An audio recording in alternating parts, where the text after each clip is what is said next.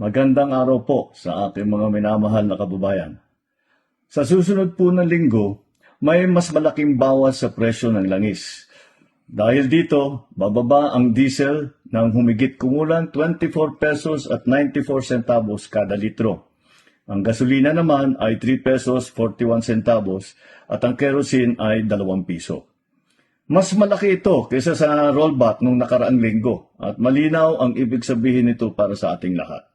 May ginhawang parating. At sa ating mga oil company, malinaw naman ang aking panawagan. Ipatupad ninyo ang rollback ng buo, tama at walang pagkaantala. Ibigay ninyo sa taong bayan ang dapat naman na nasa kanila. At para sa ating mga kababayan, bukas ang ating tanggapan at ang Department of Energy para sa inyong mga reklamo. Kung may paglabag, ipaalam po ninyo sa amin. Kikilos kami kagad. Tuloy-tuloy pa rin ang pagbibigay natin ng 10 pesos fuel discount para sa mga PUV at para sa mga bus. At tuloy din ang service contracting program para sa mga PUV driver. Ang bawat sentimo na ibinababa ay dapat maramdaman ng bawat Pilipino.